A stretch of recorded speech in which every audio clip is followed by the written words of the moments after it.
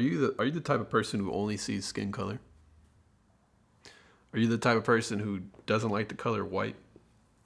Does the background bother you in this shot? What about my skin color, even though I'm black?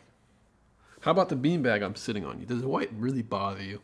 I'd like you guys to look at this commercial. It's a sad but true scenario in our country. Let's take a look.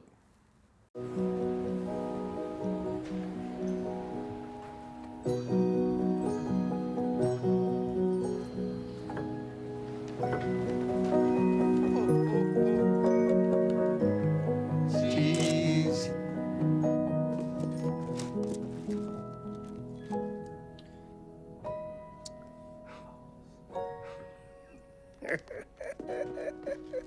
Give more than a gift.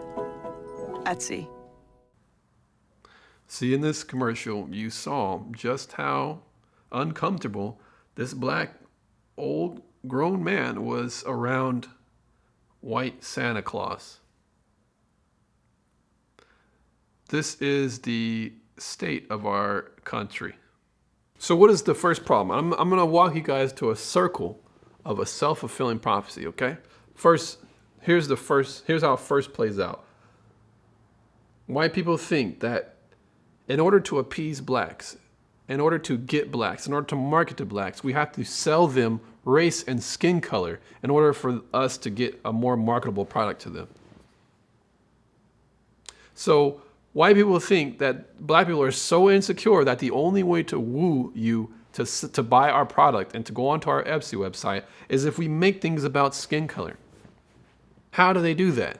They give you a tokenized version of Santa Claus. Not an original idea, a literal half-assed attempt at trying to gesture and convince blacks to come onto your side. We'll just make his skin color black. That'll be enough for black people to want to go on Etsy's website. Wow, they're down for the cause, aren't we? You know, it's similar to Hillary Clinton saying, oh, I got hot sauce in my purse right now when she goes to the Breakfast Club. It's pathetic. It is absolutely pathetic. Was the second point of the circle of the self-fulfilling prophecy. Secondly, there are black people who are like this. Everything's about race. They're always looking over their shoulders at white men at the gas station when they're pumping their gas. They're just, man, I better get in the car real quick so I'm not oppressed by the white man. When they're in between their set at the gym on leg day, man, I just feel oppressed, man. Like, you don't know where the oppression is going to come from, so you make sure that you keep white people at arm's length, right? What is the third point? There are blacks who feel so oppressed, who feel like, hands up, don't shoot, make sure you don't wear a hoodie when you go out in this neighborhood or else you're going to get shot. They feel like the cops are going to kill them as soon as they pull them over. They have this feeling of, you know what, I'm so downtrodden that I can't make it. Because my name's Jamal, I can't apply for that position because once they see my application and my name's Jamal, obviously I'm not going to get ahead of Tom or Jane and Antiqua, Letitia, Trayvon. My name, I can't even apply here. It's not even going to work. Why even try? See? The insecurity, the low self-esteem, you feel so downtrodden and oppressed that you don't want to even try because what's the point?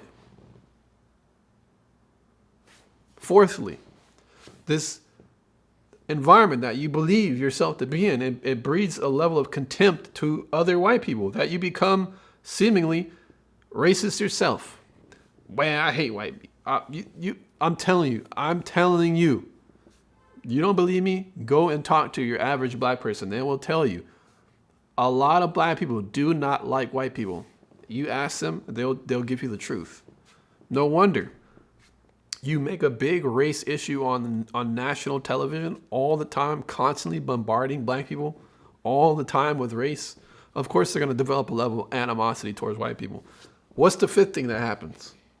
You become such a sensitive person around other non-blacks that you become hard to be around.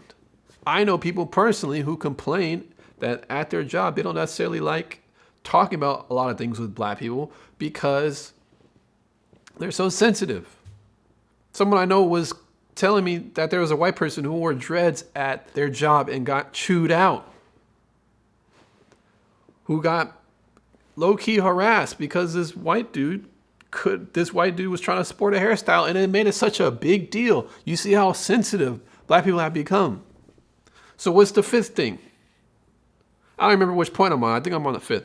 Because you have this type of sensitivity and this aura around you, people can't be themselves around you who are not black. So what does that do?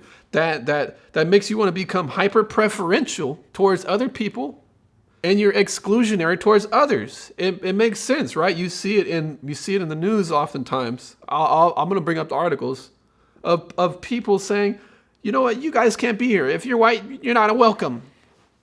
We don't want your kind here, basically. Very interesting, huh? How it becomes segregational, isn't it? See how it becomes kind of racist in itself?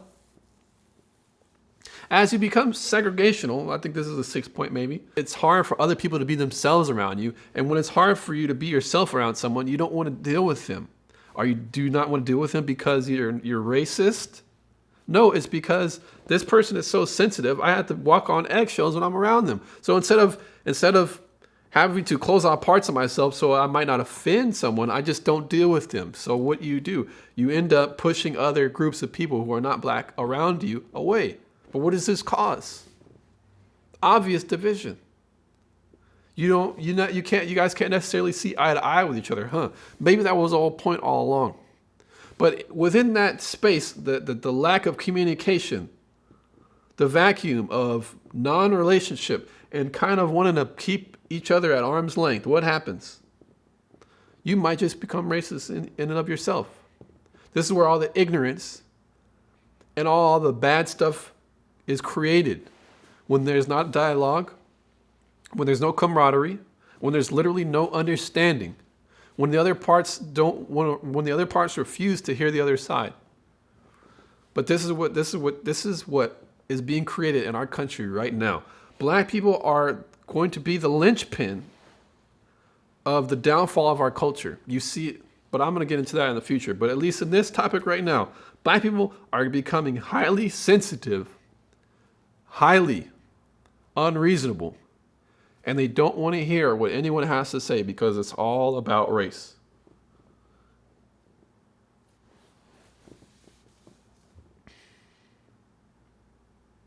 The last thing I want to say about this, if there's any racism in this country, it's coming from the people who think that black people are so weak in the mind, so fragile, that the only way to make them feel good about their Christmas is to make Santa Claus black. It's called the bigotry of low expectations. But that's for another topic. I'm gonna head out. There's a lot of stuff I'm gonna be covering now that just makes me upset. Hope you guys can stick along. I would appreciate you guys to support the video by, just liking it. Subscribe if you want. Because right now, the stuff I'm about to get into, YouTube is gonna have a problem with it. I'm telling you. So I'd appreciate the support. Y'all take care.